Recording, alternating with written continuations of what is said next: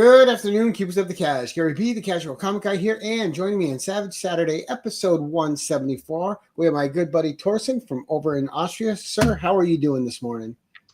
Doing well on Or late evening vacation. for you, or early evening It's for 6 you. p.m. It's 6 p.m. So it's still fine. Still, I'm gonna eat after that. So as I'm on vacation, I basically go to bed right now at 3 a.m. in the morning since I have like 3 weeks of vacation. Right, nice. So I'm enjoying my time. Last week I got finally issue 3 and 4 of the Battle of Blackstone, and I just reread them. Uh, and I'm ready to talk about it. Same here. I reread them, and I got some highs. I got a couple lows.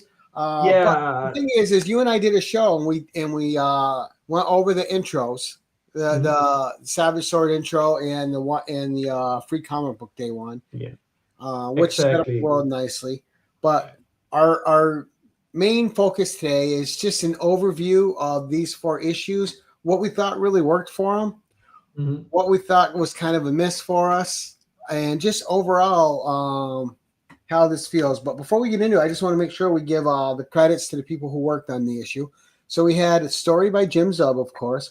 We had art by Jonas Scharf, a German artist who did I thought, whose style fit the horror elements of the story really well. It did. I especially one of I forgot it was issue 3 or 4 since I just read them at the same time. I was not so happy with some of the facial expressions of Conan, but otherwise, I also think he could have drawn. He has drawn Dark Agnes. He could have drew her a little bit fairer, if you know what I mean. Oh yeah, She looked, she looked a little rough in the yeah, face, which I was not the biggest fan of. But like you said, like all the horror elements, he's really good at that. right. And I think too, it's for a first foray into the Hyborian age. Yeah. I'll give it a B plus. Plus, but Yes. I Go also want to go. mention the colorist, Joe Alcanola, who I thought the colors I thought were exceptional in this series. It really Um. kind of especially like with the introduction of Solomon Kane with the moon behind them and the oranges, just a lot of the scenes I thought felt um like a dark gothic Hyborian age tale, right? Like you had, because this is kind of like the Cthulhu side Yeah. The of Lovecraftian Robert horror, E. the Howard cosmic tale, horror. right? Yeah. Yeah, and I thought it captured those elements where you wouldn't really see these kind of colors in a regular Conan tale, but in a dark horror-based tale, they fit. And I thought I the do have, letter, yeah, I do have to say with the coloring that I liked some aspects of it. In others, I think that the composition of the panels felt a little bit that everything was blending into each other, especially since the end of the story when it got a little bit more chaotic. Um, so I think he did a better job, like in open terrain right? within caves. I think there was a little bit of depth missing, and the coloring adds like a lot of depth to it. See, and So I like like especially with the John, Carolyn and John Conrad in mhm. the bar. I just like the how it Yeah, was that closed in. yeah that was nice. But I also like in generally I have to say that I'm not the biggest fan of digital coloring because I think it looks very flat in most cases. So there's like always the risk of that. I think it's absolutely acceptable coloring. Um, but I think some it was not always to the benefit of the scale of the scope of the story. Like in general, is I think that all the fears that I had of this mini series that I mentioned, like in our first stream about it, came true. Right. Uh, I just think I get why they did it. I think it was too early. Um, and it's very like it's well written. There are some choices that I'm not a fan of. I think it felt very rushed. And Some of it, yeah, and we'll definitely highlight on it. But well, first overall, we had our first issue, right, which was kind of all the characters coming together yeah, again. that was actually good. It was on the one hand very good. On the other hand, it started my fears because the introduction of the characters was very well done. Jim Zub took his time, but that was already when I said it's like if it takes so much time to introduce the characters, how they gonna tell this story in the rest of the three issues? And this was the rest of the story felt very rushed, and I think it took away from it. This would have been perfectly done. It would have been done in the vein of how they did like Atlantis Attacks with the Serpent Crown back in the day at Marvel, when you had this Like running story through span over annuals. like 10 annuals or something. Uh, and I think this story would have worked better as a backup story for Seventh Sword of Conan over the span of a year. Yeah, well, Or 2 years, because it's a bi-monthly magazine. right. I don't know if I probably would have wanted. I didn't mind having it like this, and I like that the release schedule. It was you weren't waiting for your story. Yeah, You were getting it. Um, usually I would say that with I just think there's like this 4 issues and done, made like a story of this scope feel not special. It felt very okay, it's out there, it's done. And the other thing, which I think for me is like my biggest criticism about it, that people don't know what to be concluded me. End of issue number 3. And it's basically to be concluded in issue number 4. There was no fucking conclusion issue number 4. It was a cliffhanger for a future miniseries, which I absolutely love what they're doing, because Shumagorov is one of my favorite characters. A right. big Shumagorov And fan. we're definitely Like, going to get to that. But you're jumping way ahead. I know, but it's like, that's what I said. You bring out a miniseries, it needs a fucking conclusion. It's like basically nothing happened. Well, I and mean, in the I got great my scheme views of on things, that. in the great scheme of things, within the cosmic scale of the Robert E. Howard world building, etc., this miniseries is absolutely redundant. It's like I said, it's not a bad read. It's entertaining.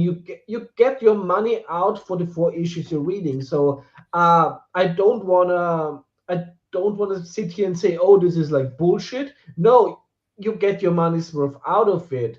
I just think what they wanted to achieve,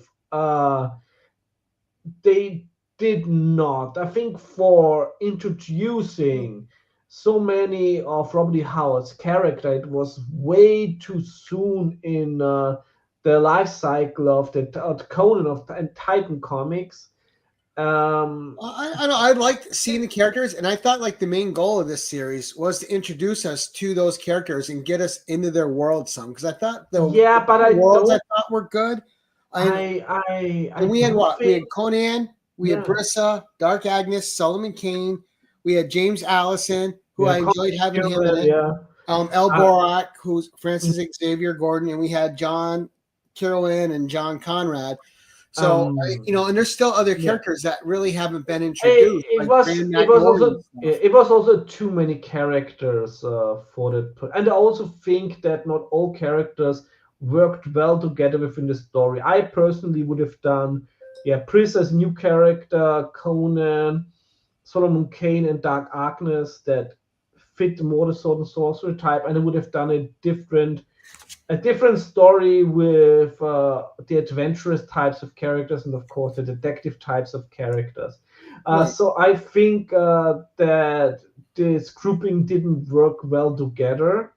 Um, and also, let's face it, if you don't know any of these characters, and from the way they were introduced to you in this miniseries, the introductions in the Seventh Sword of Conan were quite good. Um, But if you would just introduce them within this miniseries, which of these characters would you really said, oh my god, like I need like these characters within their own comic book?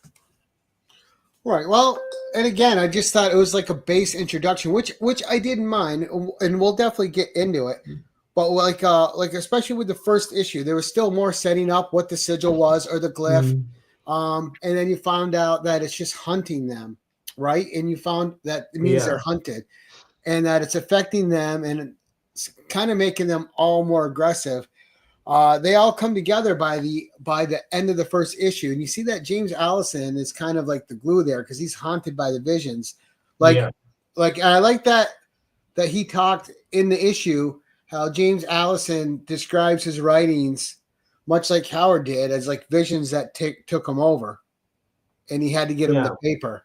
And I thought that was nice, and it was a good bit of fandom there too. You definitely had Conan fighting. Some especially brutal imagery with James Allison being torn apart.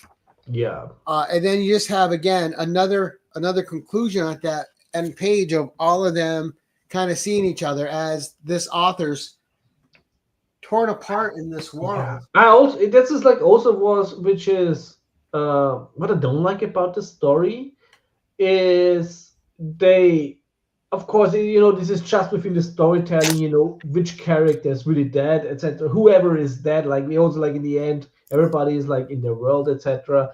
But we'll get to it. You're just jumping ahead all over the place. I know, but it's like this, like it's what bothers me is like the killing off. Of I got the impatient Thorsten. I know, like the killing off of some characters that is so absolutely not impactful because they don't give you the time to appreciate these characters and to really make the loss count something. Basically, they made the mistake that some horror movies make, that they just kill off characters that you're not in yet. You're not like you're not emotionally attached to you're not emotionally attached to them, and also it felt something felt so forced sometimes, especially with Dark Agnes. It was well, the Dark Agnes one is one I'm going to end up talking about because that's like with the John death.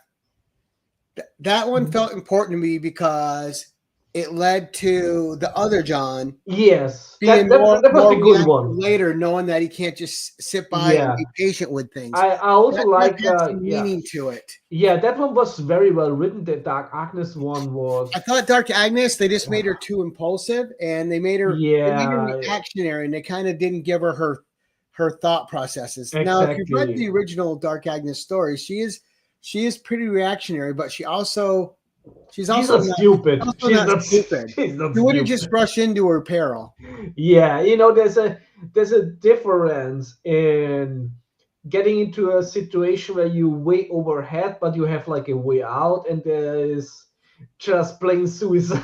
Right. And I thought the Beast looked cool. Like I was a big fan of the Beast design because it didn't look like anything you really saw before. Yeah, I thought it was very good. Very original. Looks very cool. Francis Xavier Gordon, I thought would have a bigger part, and they just kind of introduced him, and he was torn apart. Yeah, it was like, it just. So I was waiting for something more substantial to happen with him. Although I did like the look back into his time. I thought those pages were well done. You know what it sadly felt like to me? It felt like the movie adaptation of the League of Extraordinary Gentlemen. it rushed, and the characters were not enough fleshed out to really care about it. It was just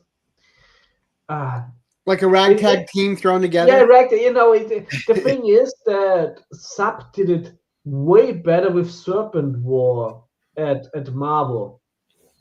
With Conan's Serpent War. Yeah. I think that the build-up was better because it was, of course, also with James Allison.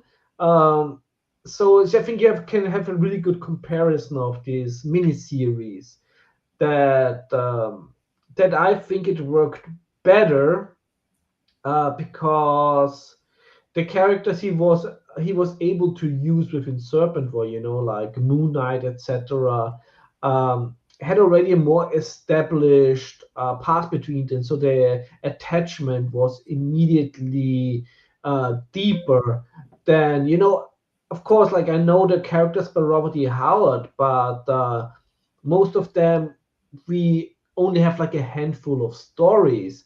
So Right. we do appreciate them. We do have like very interesting premise of this, but they most of them don't have the lore behind them that a character like Moon Knight has. Even though Moon Knight is also still like a very new character. Uh, Right.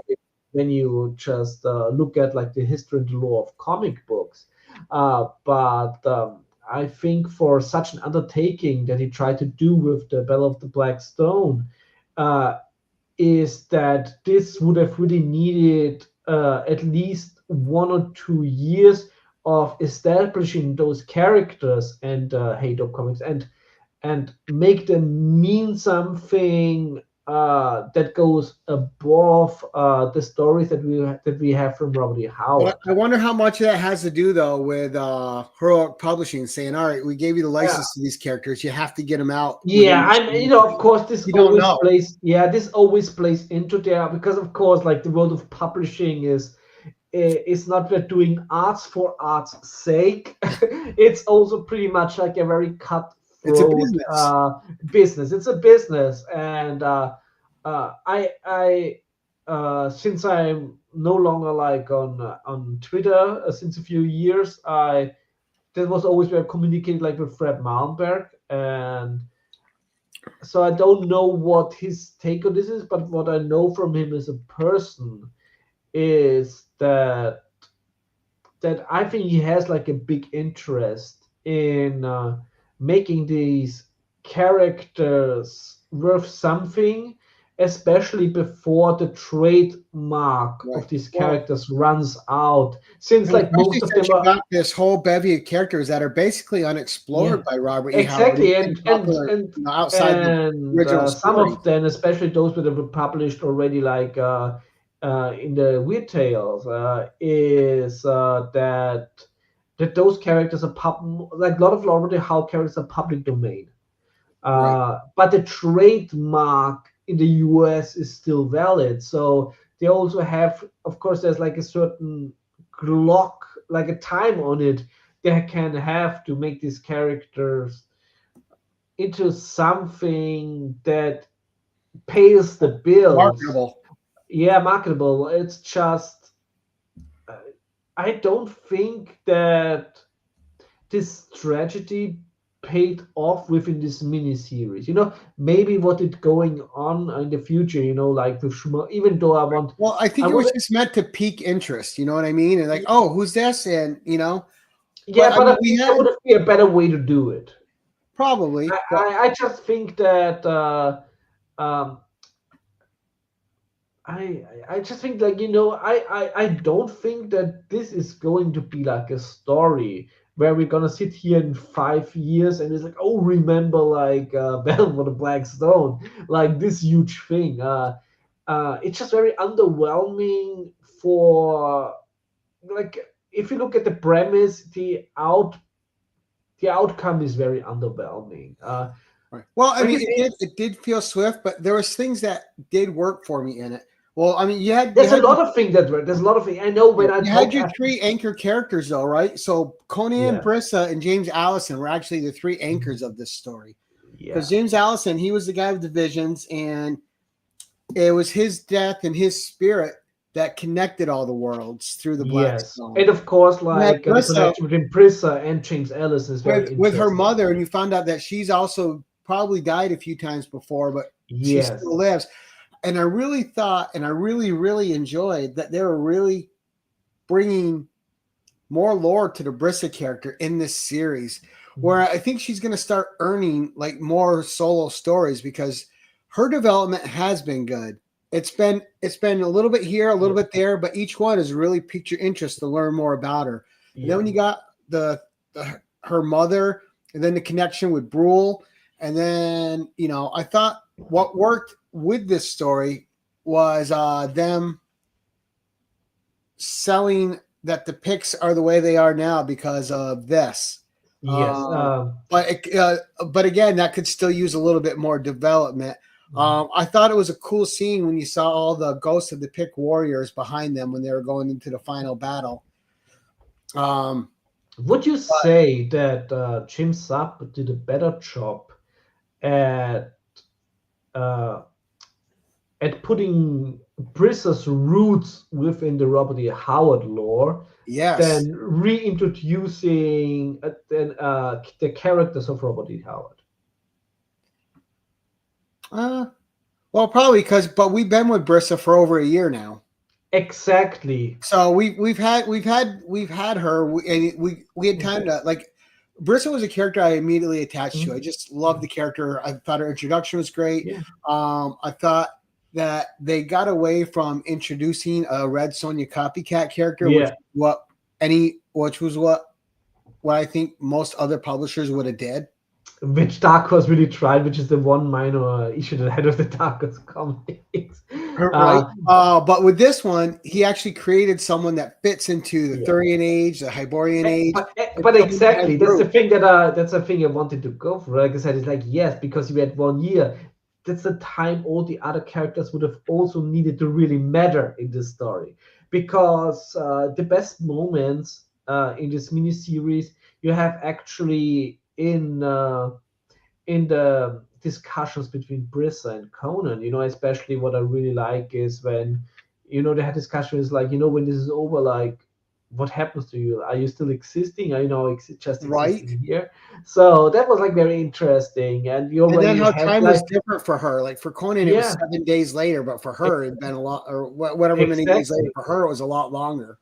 It had been years since she'd seen him.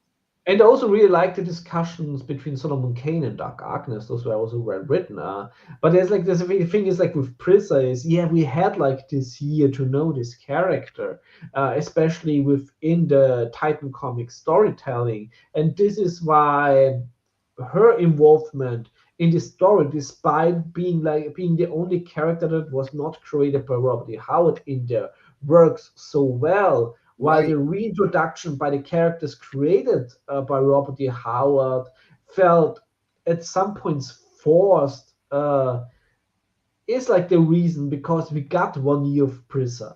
You see, I really like the John characters. Like they felt fine to me. Like I really that made me want more of the John. I love those characters. I love those two characters. Dig Me in a Grave. I thought the two characters that needed more was the El Borak and Dark Agnes. Yeah, El Borak and was Solomon really... Kane.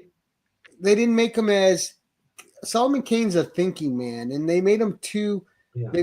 He was a little too reactionary in this. Like the fight between him and Conan wasn't necessary. Yeah, it was like it's say when you only have 4 issues, you should really make the worth of the pages count. But yeah, I'm also a huge fan of Conrad and Kieran, but in this story, just I felt that the characters were wasted on this story. And now, don't get me wrong, I still like this story. Like when I reread it again, I still enjoyed it. I still had those little nitpicky things. And so far, this is the only Jim Zub story which I've had any kind of nitpicky things about, really. Yeah, and that's the thing. Yeah, but I also want. Is I knew we were going to get cheated. Francis Xavier Gordon's dead already. Oh, Dark Agnes is dead. Well, they're going to use them more, so that they're coming back. Yeah, there's one trope that happens in this kind of fiction that always just kind of annoys me, and it was in this fiction too, unfortunately. Is that everyone's memory's wiped except for one character? Yeah, I'm going to use a term here that my buddy Pocan Joe uses. It's called woo woo. All right, and in any story where there's woo woo, which is magic and sorcery and all that stuff, there's a loophole where you can still have the characters remember, because when you make all the characters forget what happened, you take away all their character development. Mm-hmm. They're just where they were at the start of the story. It's it's just yeah, I'm not a fan of that So trope. like it doesn't matter what fiction it is. When you erase a character's memories and they don't remember the adventure they're on, it makes it robs those characters of their character development, and it makes Yeah, it feel kind of hollow. yeah. So like when I read that, I was like, I did groan a little on the inside. As much as I love the Brissa and Conan stuff, um, Scotty, Boar, Dope, Kenneth, I really was hoping that they would avoid that cliche at the end of the story, but they didn't. And Yeah. I want when I read a whole story arc Mm. and there's magic involved and time travel, the one thing I'm always hoping for is that all the characters at the end of the story remember the adventure, because as soon as they don't, it cheapens the tale for me a little bit. Yeah, it is because I mean, you had yeah. like, how's John going to explain the patch on his eye? He just has it now, and he doesn't know why it's there. Like he doesn't have a memory of it, but they're still in the bar, and all of a sudden, the sigil doesn't mean anything. So Conan doesn't remember his being reunited with Brissa and the emotions, and it just robs Conan of that character development.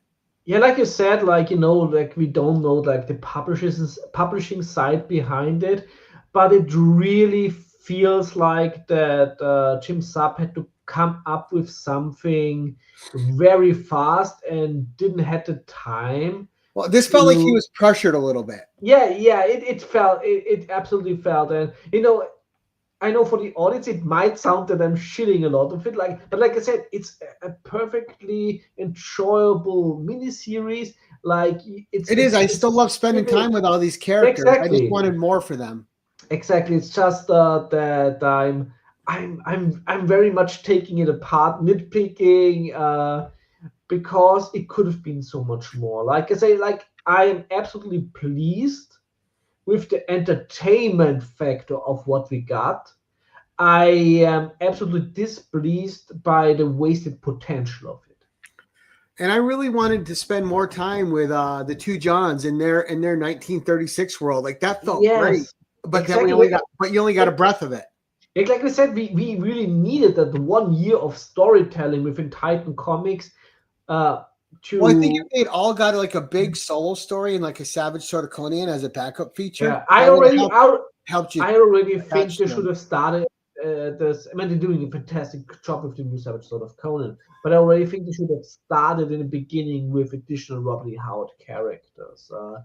Since like this format of a magazine is the perfect way of doing so. I know that in the issue, I think issue 4, they made all like not origin stories, but they made like get to know stories, introduction stories for all these characters that are used here. But there should have been done more to care about them, because also, like you said, first of all, that the killing off trope was not only absolutely not impactful because they're not gonna delete all their new toys, Right. but Yeah, also all that IP don't they're not going to do away with. yeah, but also because we don't have like a connection within the Titan Comics world yet with these characters. So all of these deaths absolutely meant nothing. Right. It felt And like they this were there just cheapened, to show how badass the creature was. yeah, and this just cheapened the whole experience. Well, especially in the beginning of the story when James Allison is stating that all these people are important, but then clearly some of them weren't. They just died. Yeah, exactly. And that's the other thing what I think is I did like the uh, Solomon Kane moment when they brought Conan back. I like that. I like that John was sacrificing of himself to save someone else's life. yeah. Brissa's realization that that she wasn't enough, even though she's from that time, to anchor them there was cool. But I like, and I know you're not a Solomon Kane fan, so this is from my point of view because I am. Was that he had to partake in something once again where he can't deny its existence or the power of it, even though it goes against everything he has faith in, but he still has to accept that it's real and it works and it's there. and he has to partake in it to do the greater good. Yeah, absolutely get that. But yeah, Because he didn't want any part of that ritual. And I just like John's single-mindedness when he tells Cain, all right, do what you got to do, but this is what I got to do, and I'm going to do it. Basically, we're all doing what we got to do. Absolutely, like this also with John, like the lore behind it, especially, he says like, when he put out his eye, because like he said, also Odin traded his eye for insight, which of course is true in the lore wise, which I absolutely loved that was incorporated. But what also I think lessens a little bit the impact of it. I think that of course, like James Ellison, originally, of course, like in the Marvel comics, was not portrayed as looking as Robert E. Howard, but of course, it's sort of a Robert E. Howard stand-in character. Right, that's him writing himself into his own fiction. Yes, exactly. But I think that the way this story was redundant, as an epic tale. It was like, it's not an epic tale, sadly. It's a decent story, but I just think that this didn't do justice to Robert E. Howard's standing character in there, which we already have seen Robert E. Howard being incorporated into some comics way better. For example, the Death of a Legend comic, I think, is still one of the it's still a story that I can't read without having tears in my eyes, because it just it captured what was probably going through his head in his final moments in a perfect way. And I also think that the Italian comic that I sent you, that the Dampir, that the Dampir, Il Segreto di Robert E. Howard, that this was way more in that comic too. Yeah, this was way more epic, and I just think that it was way more respectful to Robert E. Howard himself, and it really, I just think that the gravitas of having Robert E. Howard in there was it just felt a little bit like a throwaway, while it should have been like this moment when you're reading it and you like just like, oh, this is Robert E. Howard, you should have goosebumps. Hey, but I didn't have goosebumps, while with the Death of a Legend or the Dampier story, I had goosebumps. Right. So, but like I said, it really felt like that. Well, I think this is the Jim Zub was under a lot of time pressure. That right, where you felt the corporate strings on him on this one. Exactly. It really was rushed. They should have taken themselves more time. And whatever they tried to achieve marketing-wise with these characters, I don't think they achieved. So ultimately, for me, this 4-issue miniseries is a very enjoyable story that functions as a very enjoyable story, but it has no repercussions going. But did not succeed in probably anything that Titan Comics hoped it would. Hey, Southern Comic Geek, my good old buddy. With me, like I said, of course, I like the John characters. They felt good to me. We're starting to see, like in the last issue of Savage Sword, where Dark Agnes got her own tale, and I think we're going to start seeing the other ones. So I truly hope caring so. about, if you're not a reader of Robert E. Howard fiction, you'll start caring about him more. But like you said, this wasn't the story that was going to make you care about him, because the people that are reading this right now, I think, are there for Conan. Yeah, I don't think you get any. They're like, okay, these are the here, but they're in my way. Yeah, it's like it's for sure. I don't think they get anybody interested in those characters who was not interested into these characters before.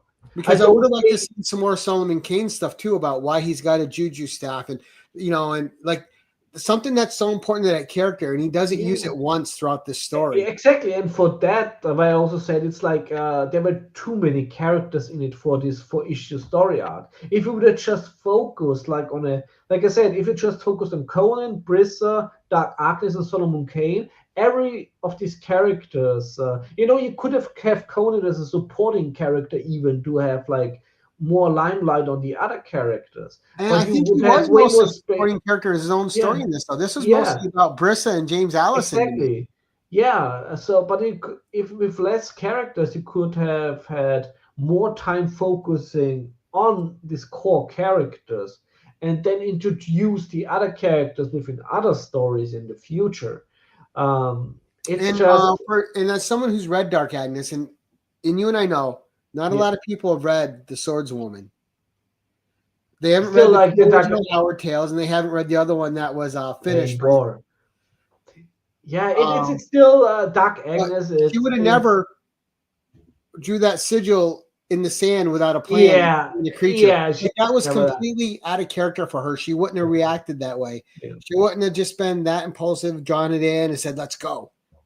And especially, I think, with Dark Agnes. I mean, like Conan. She's a survivor. She doesn't just run into peril needlessly. And I also don't think she would have been so comfortable with the supernatural at that point, because the two full Dark Agnes story, there was nothing supernatural in it. They were Robert E. Howard was about to introduce a supernatural in the unfinished first story that later became.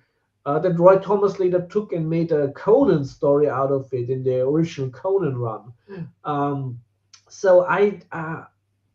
Dark Agnes just didn't like. There also was like they were very rushed. We needed more time. So and the way she was written out of the story was just so cheap. Yeah, she was. They made her too angry too fast, and it's some of the tropes that people suffer from when they're trying to incorporate characters, right?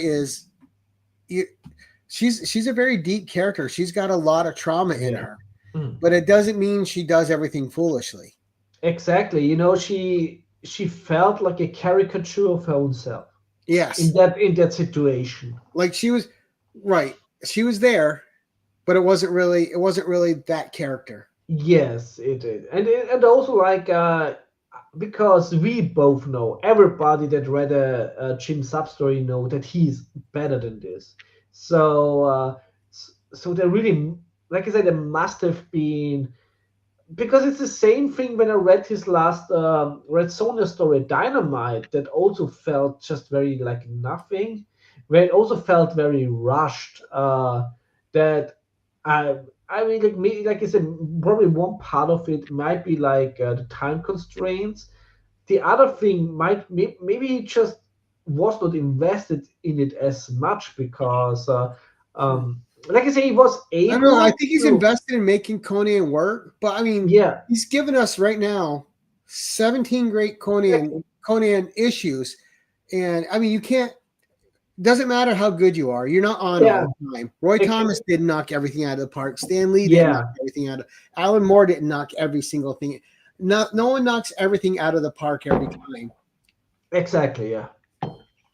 So I mean, I don't want to just say it was all corporate. I don't know. Maybe he, maybe this was working for him, and but it did feel like corporate had its fingers in it and was telling him that he had to get this out in a certain amount of time. Yeah, it just really felt like it was not the time for it yet. Since of course he was able to reuse like a lot of ideas that he probably couldn't do at Marvel with Serpent War. So I'm curious about the Shuma Gorath connection, right? Because that character is used at Marvel and now at Titan. So it makes you wonder if they had to get that character out to kind of. Oh no, absolutely no.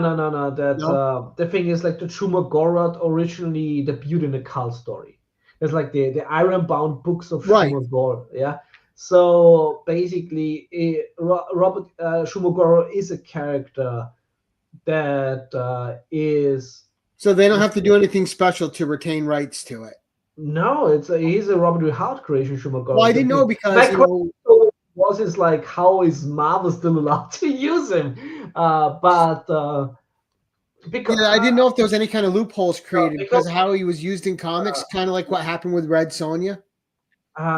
it's interesting because it's a question I think already asked in the past. I am not a lawyer, I think that the story. The problem is also that it was not as I'm just talking out of memory now. So if somebody wants to research, might be not the truth that I'm saying, but I think it was in a story that was not published during the lifetime of Robert E. Howard. So the question Right. is that character is like Shumagorov already in the public domain or not for Marvel to introduce it? Is it?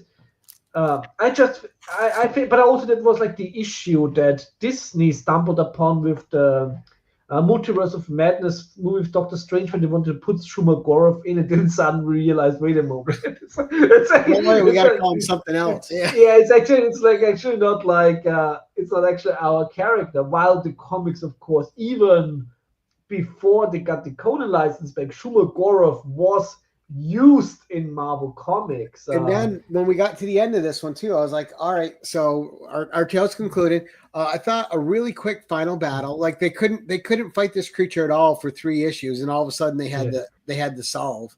It was just so rushed. It was so they're rushed. fighting the creature, and it didn't feel like even It with didn't Conan feel sword earned. swipe and his blade blessed by whatever, it just felt like a generic creature takedown a little bit. Yeah, it didn't feel earned at all.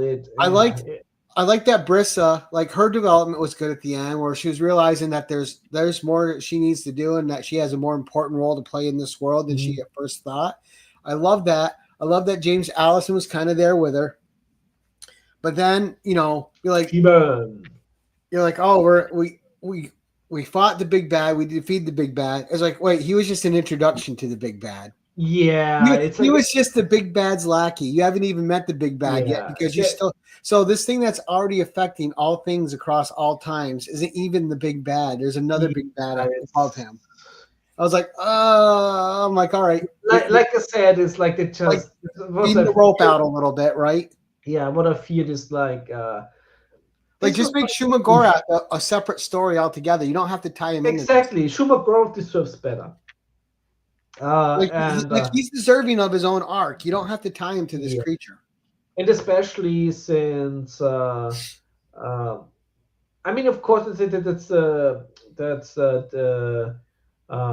it's always so funny when you think about, oh yeah, he was also an astronaut. Now he was only Marvel in the story because I didn't know if they were going to go with like Kulin Gath or Tathemon, and then they went with Shumagorov.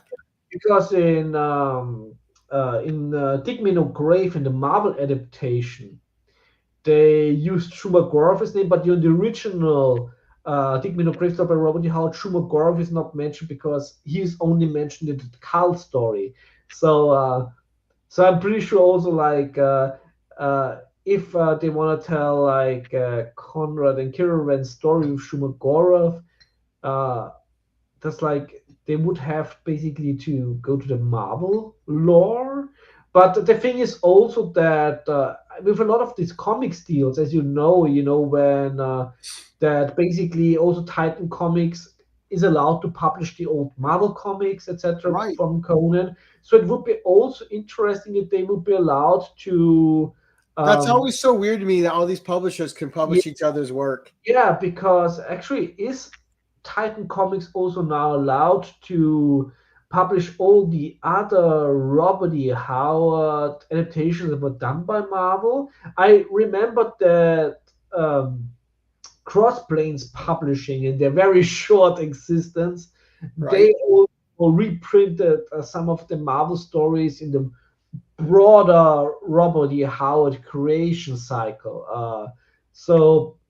And this is like, maybe they should have also done something like this to reprint in the sort of Conan, some of the old stories that were already published by Marvel from the characters. Right, you had the Marvel premiere Solomon Kane 2-parter. Exactly. You had the 6-issue miniseries, which was really good, which told the same story as the 2-parter, but they just extended it to 6 issues. Yeah. So I really wish I could sit here and say like, oh, Battle for the Black Stones, like so awesome, etc. Uh, Well, it was a fun, fast tale, but yeah, it didn't have any. It didn't have, with the it didn't exception of live up James to Allison and Brissa, it yeah, didn't have anything that's yeah. gonna have repercussions. It didn't live up to, first of all, the hype they tried to create with it, and it didn't live up to the scope of the story they tried to do.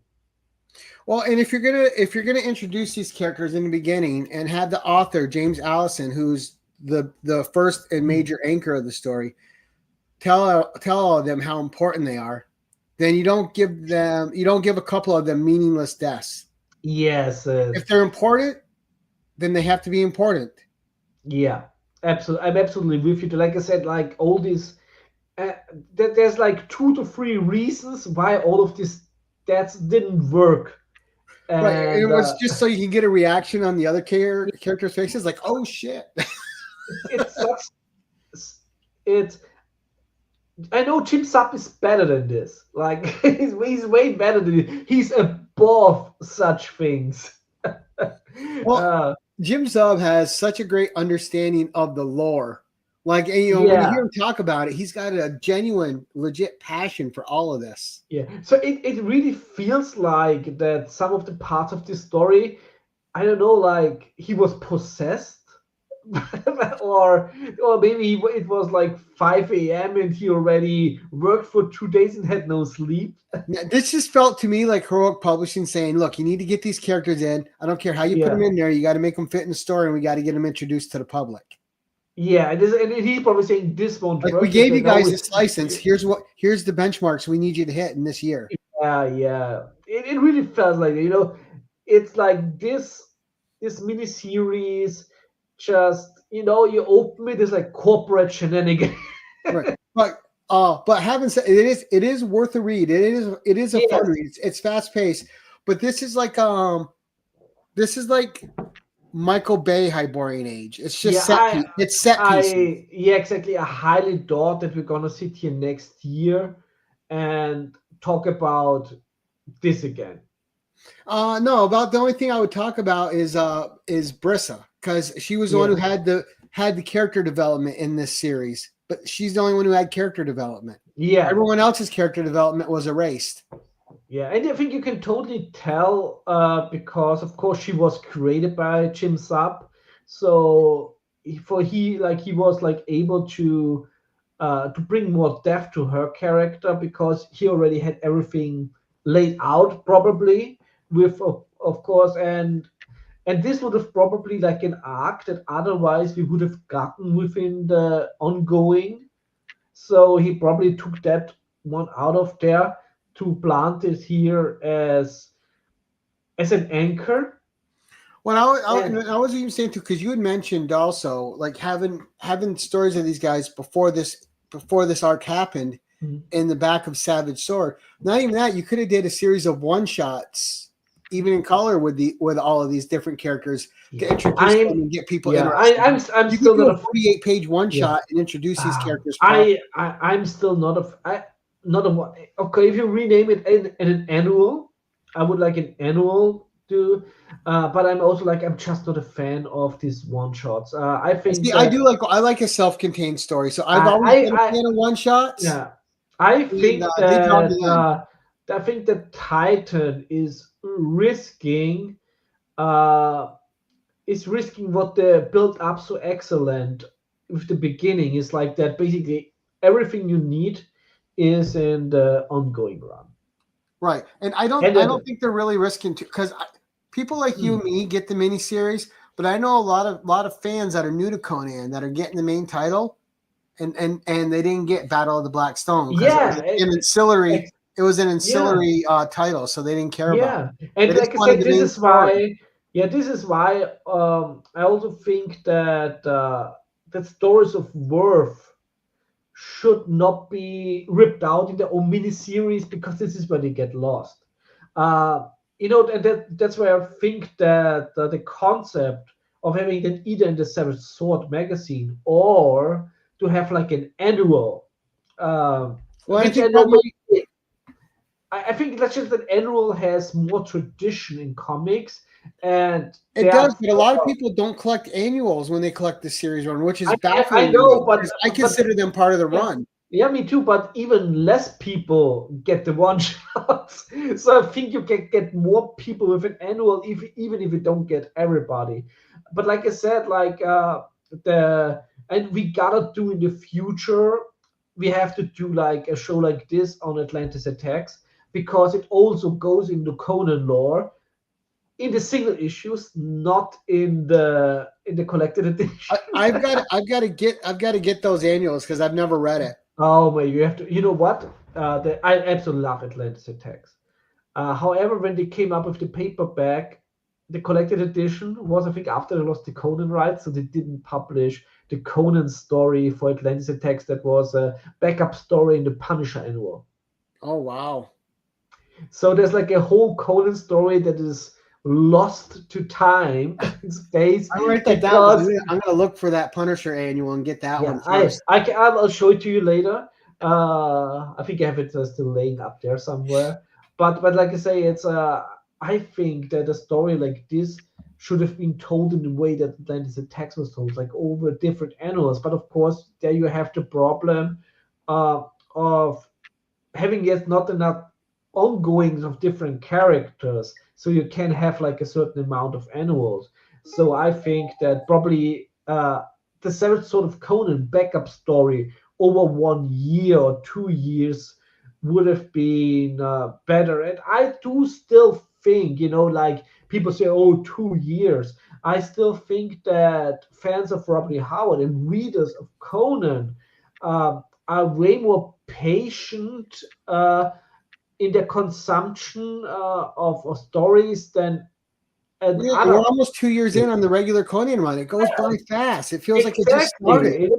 Exactly, and let's just say like I said, I think in the pre-show where I said you won't reach the new audience for Conan, a new generation with comics. Comics are very niche. In order to reach like a new audience with Conan, the only thing is like you're winning some people back that you lost in the last decades.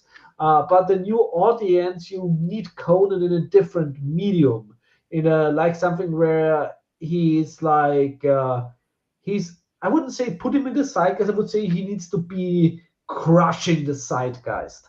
Well, I think you and I talked about it. And I would like to do a future show on this, but we don't rush him into another movie. Make a Yeah. high budget, like a Netflix, Amazon Mm, Prime, or HBO show, where they actually throw a budget at it. Hire a group of storytellers that understand Robert E. Howard lore and fiction. yes. Even bring Jim on as Yeah. an overseer. But the thing is Mm, tell 3 seasons of Conan the Barbarian. yeah. Transition that into three And, seasons and, of and, King and Conan. it's so sad because recently I rewatched The Iceman, the Man aus dem Eis, which is a European movie about a prehistoric like the mummy in the ice they found in the Ötztaler Alpen, Ötzi, Mm-hmm. and they made like a movie about his last days, where he was like he was like dying in battle, etc. And this movie is so beautiful. It is like set in the Alps and the ice and the landscapes. Every time I'm seeing this, it's like you could do a Frost Giant's Daughter movie actually with such a little budget, and it will look fantastic. Actually, you don't need to throw real money at it. You just need to have real talent at it that respects the lore around it. And Right. And hire actors with character, that like can act. Just yeah. don't just And don't just hire a not even cast. characters that can act. It's like I'm the last person to say that Arnold is a great actor. But it's just, and even though his Conan was quite different, but it's still just you need a character that captures the audience. You need a character that that when people see and say Conan. Right, but even when they get close up on Conan's face, it shouldn't just be this angry savage. It should be somebody that's reading everything that's going on around them and calculating. Yeah, I just think, when you zoom like in the face, you need a stoic face, but you need eyes that are deep as the ocean. That basically the face doesn't tell you everything, but the eyes tell you everything. Right. Yeah, I mean, I know, but like when I see already what is cast for the new Masters of the Universe movie, if that ever comes out, I'm like, actually, I don't want Hollywood to touch Conan. Well, that's why I'd rather see a series. Just, I think sword and sorcery fiction isn't thriving in movies. It's thriving on the small screen. It totally would. There's it actually. That's the thing that because people are getting into the long form storytelling of it, not the one shot movie of it. People that love this, they want to get absorbed into the world. Yeah, that's it's just the thing is that I just don't see within the current. I mean, things are slowly changing in Hollywood and like all the streaming services, but I just don't see yet the possibility of getting a Conan series.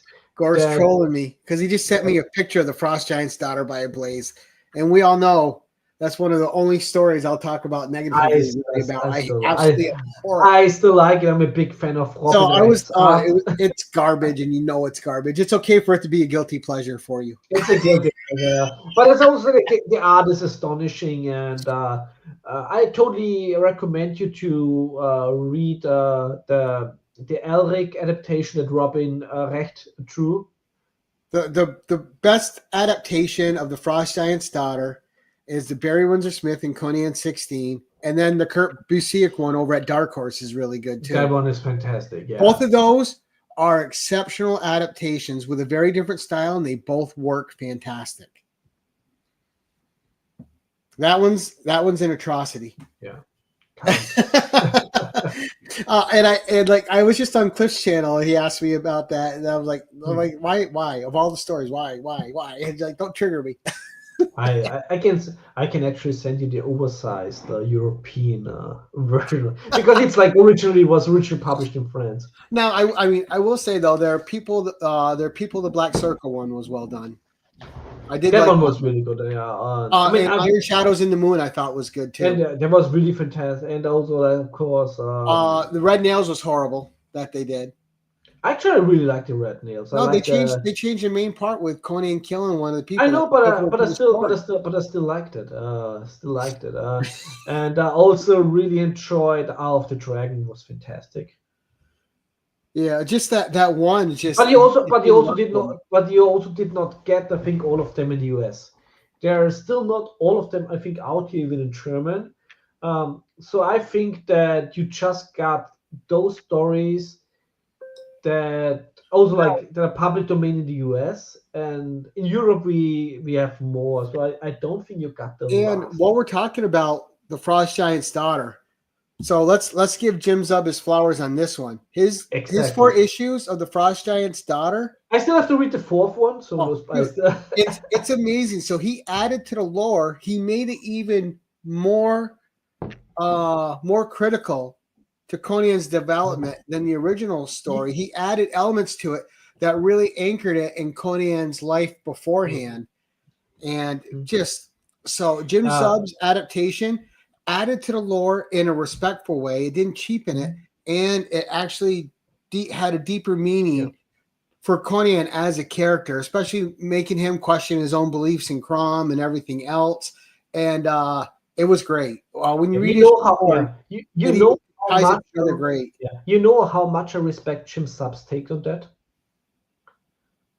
If they would ever do a movie adaptation of The Frost Giant's Daughter, because the book itself was actually too short to be like a full-length movie. Correct. I would say consider what Jim Zub added to it and incorporate that into the movie. Yeah, because there was nothing that Jim Zub wrote in that didn't feel like it needed to be there. It all fit Exactly. so well. It was just incredible. If this would have been really like a movie adaptation of the Frost Giant's Daughter and all of this added lore was in it, I would have said done a fantastic job with everything they added to it. Gore is casting Megan Fox as the Frost Giant's daughter. Yeah. Now, I love Megan Fox. Isn't she old yet? She is, but I wouldn't cast her. You know who I'd probably cast is oh my gosh. Who's the redheaded girl that was she was Nebula and she was on Doctor Who and she was in Jumanji. I can't remember. I don't watch new movies so much. I actually don't think I know young actors anymore. I can tell you shit. Karen Gillan. I would cast Karen Gillan as the Frost Giant's daughter. I think the only recent material of movies with actresses within the age range of like 20 to something is. And if this was 20 years ago, I'd cast Keira Knightley. Keira Knightley still no, like, but it's like I think I totally lost track of names in Hollywood. Yeah, but yeah. So overall, we'll finish it with our overall ratings. I'll go first because I know you're gonna want to carry on a second. So overall, from the intro stories to this 4-issue tale, I'm gonna give this one a B. It is a fun, action-filled romp, but it never really gets past the romp status. If you want a good, quick, fun read with lots of action, lots of blood, lots of horror and gore, it's a good read. If you're a seasoned Robert E. Howard reader like Thorsten and I, there's some lost potential in it. Overall, B, thought the art was good. I do agree with you. Some of the facial expressions that were drawn didn't really hit with me. Overall, I like the world that he created. But let's get to your rating. I would probably give it like a 6 out of 10. And like in your terms, probably either B- or C+. And which is still very decent. Like stuff, guys. We're just, not everything's gonna. If we came on and everything we talked about was A++, then we'd just be feeding. Then nothing is. Right. Then nothing's exceptional. To truly enjoy a good adaptation of Conan, like Jim Zub's The Frost Giant's Daughter adaptation, which is A++ all the way, sometimes you're going to get a B rating or C+ rating wrong. Yeah, which is completely fine. The only thing that I'm really bothered with is like the lost potential and the overhyping. Like I think they did a really good job of hyping originally, especially with the free comic book day with that issue. And that issue was great. That issue was great, but they never really got like anything out of this hype. So no, because all these issues just kept feeling like they were still introducing the characters, but the introduction never ended. Exactly. So it's it's lost potential. And like I say, when I say 6 out of 10, like C+, B-, there's a lot of movies that I watch that I'm giving 6 out of 10 was entertaining. It's still above average. And I hate when people when either something is like 10 out of 10 or something is 1 out of 10. Right. There's a lot of middle ground. Those. Yeah. Right. There is a ton of middle ground to cover. Exactly. So yeah. Exactly. It's really 6 out of 10 is it's decent. I would say it's decent. Right. But if you're going into this story, expect a Michael Bay-esque story where you're just going from action piece to action piece to action piece with a little exposition in between those pieces. But overall, deaths don't mean anything in this, and character development is washed away in the final arc, except for 2 characters. James Allison and Brissa. Otherwise, that one trope just still always bothers me when you take away everybody's memory of an event because you erase anything that developed their character further in that event. And I'm with you there with gore. Like, I think there's only like a handful movie that would give 10 out of 10 because for me, 10 out of 10 is really that it's first of all, it's a very objective and subjective mixture. So a movie must be objectively perfect and subjectively perfect. So there must be like nothing that I would have done differently. And this is very rarely the case. Like John Carpenter's The Thing, everybody. Still, the fog is way better. All right, I've got to go because I'm going to get on a plane to go fight Thorsten right now. And limber up, buddy. But no, great discussion. If you guys caught us at the beginning, Thorsten came out heated. It was fun. Guns a-blazing in El Borak style. That's the thing is like, of course, like El Borak is very much an Alan Quarterman-esque character. Right. Yeah, so, but it's like it. Yeah, he was like totally like he was. He's one of the characters who can do so much. He felt like old Indiana Jones in this. And that's the thing. Like Indiana Jones is already like an Quartermain rip-off character. Great discussion. Yeah. And still had a blast reading it every month. Still love being absorbed in the world. Hopefully, when we get these characters some more, we're going to get deeper dives into them. Yes, I hope that. I mean, the next version, if we ever get to that, who knows? Because it's still also very much about sales numbers.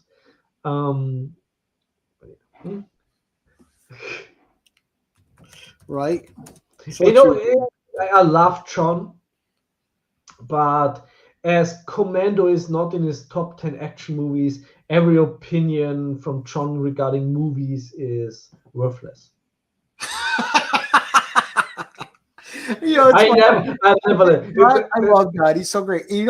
I actually didn't become aware of John until the show you and Sean do. Like when I was watching you guys when I was off, because now I work. Because when we talk Command, of course, we had to invite him for Command. Because now I'm still working when you guys go live. But when I was able to catch you guys live and John would pop in, I'm like, who's this John Comments with Kids? I just missed the old days, which was I just missed the old days. We're not but it was of course too old, are we? No, but it was of course always fun to have John there at Rod's channel, of course, when Edwin was still alive, and with Edwin's passing, of course, like a lot of things changed back then. I just missed the old days. And I love John's views on things. So John is, when John presents something, he's well thought out on it. Yeah, of course, despite I'm never letting this Commando thing go. Actually, I very much respect John's opinions. Never read any Cormac McCarthy. But yeah, Thorsten, thank you. But we have an announcement today. Already today? You already want to spoil things? Well, a hint, something to look forward to, because we are starting like a monthly thing where we're going to at least try to highlight an artist that has meant something to the sword and sorcery genre. But we're going to do more than that. February 1st. Are we? We're going to have the artist from the latest Savage Sword of Conan story, Jeff Isherwood, who did a great 2-issue arc with Jason Aaron in a story that I really loved. I thought it really took me back to reading Savage Sword of Conan in the 70s. It just transported me back to me as a kid sitting on the floor, just completely wowed. But Jeff Isherwood is going to be our guest February 1st, and we're going to have a special showtime at 5 o'clock in the afternoon, midnight for Thorsten, so we can make him stay up late, because that's what he gets. All right. So, but we're gonna No talk to rest Jeff for the Isherwood wicked. live. Jeff Isherwood said he might have some new news for us from Titan Comics when he comes. He may or may not. But he's going to talk Conan, Barbarian, Sword and Sorcery, and some other Conan projects that he's trying to line up. So we're going to have a great discussion on the Sword and Sorcery genre, and we're going to get Jeff Isherwood's views on it and talk to him. So it's going to be a great time. Mark your calendars, February 1st, 5 p.m. Eastern Time. We are going to have Jeff Isherwood on for an interview. It's going to be fun, and you're going to get to hear insights about this guy who has been doing Conan stories since what, the late 80s and early 90s. I guess I also have like this oversized German Conan book where he did the cover that I have to show him. It's safe to say, Sledge, that neither I or Thorsten are easily offended by anything. If anything is offended by anything, fuck you. We're offended by you thinking we're offended. Damn it. Yeah, we're pretty much old school. You can't offend us. Yeah, and I also think if somebody tries and gets me offended, then is kudos to you. I very much appreciate that. But Thorsten, thank you, bud. Always a pleasure. Highlight. I can't wait to do the next live with you. And we I'm German. I'm doing the offending part. But yeah, I can't wait to interview Jeff Isherwood with you. That's going to be fun. Yeah, it's going to be fun. And yes, Happy New Year to everybody out there. Hopefully next year treats you all well. That thing is happening. I lost track of time and space. I'm looking forward to many more Jim Zub Conan tales because I just think he's the right person at the right time for Conan right now, and at the right company where he's not where they're not making him do anything PC, which is what I like. Conan's not a PC character. You can't make him a PC character. Yeah, let's just say, of course, like with today, we did a lot of nitpicking. However, it's the best time to be a Conan fan ever since the early days of Dark Horse. Yeah, and guys, yeah, we love what's going on with Conan now. Not everything's going to be a hit out of the park, and if we only covered the hits, then we'd be doing you a misservice. Exactly. But thank you so much. We appreciate anyone that's watching this on the rewind. Go out, support Jim Zub, Titan Comics, and Conan because it's the best barbarian fiction you're going to get, and it's awesome. And thank you guys so much. Until next time, you know how we like to end this. Keep it casual.